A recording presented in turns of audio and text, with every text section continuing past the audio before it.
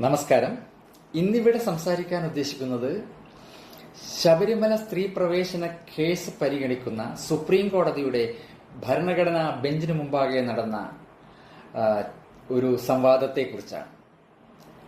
തങ്ങളുടെ മതവും ഭാഷയുമാണ് ശ്രേഷ്ഠമായതെന്നും മറ്റു മതങ്ങളും ഭാഷകളും അത്ര ശ്രേഷ്ഠത ഇല്ലാത്തതാണെന്നും എന്ന നിലക്ക് ഒരു അഭിഭാഷകൻ വാദമുന്നയിച്ചപ്പോൾ അത് ജഡ്ജിമാർ വിലക്കുകയുണ്ടായി. ഒരു കക്ഷിയുടെ അഭിഭാഷകനായ അശ്വിനി ഉപാധ്യായാണ് തങ്ങളുടെ മതവും ഭാഷയും ശ്രേഷ്ഠമാണെന്നും മറ്റു ചില ഭാഷകൾക്കും മതങ്ങൾക്കും ആ ശ്രേഷ്ഠത ഇല്ലെന്നും എന്ന നിലക്കുള്ള വാദമുന്നയിച്ചത്.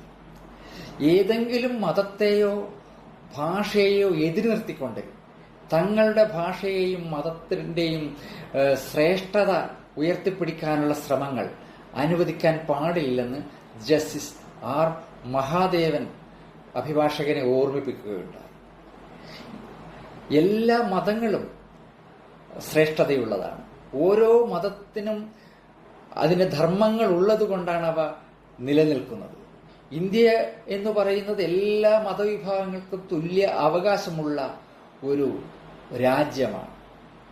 അത്തരമൊരു സാഹചര്യത്തിൽ ഇത്തരം വാദങ്ങൾ ഉന്നയിക്കുന്നത് ഒരു കാരണവശാലും അനുവദിക്കാൻ പാടില്ല. ഇത്തരം വാദങ്ങൾ പരിഗണനാ വിഷയത്തിന്റെ പരിധിക്ക് പുറത്തുള്ളതാണെന്ന് ജസ്റ്റിസ് BV നാഗരത്ന അറിയിച്ചു. അതുകൊണ്ട് തന്നെ ഇത്തരം വാദങ്ങൾ ഒരു കാരണവശാലും ഉന്നയിക്കാൻ കോടതി അനുവദിക്കുകയില്ലെന്നും അവർ ഓർമ്മിപ്പിച്ചു. നന്ദി, നമസ്കാരം.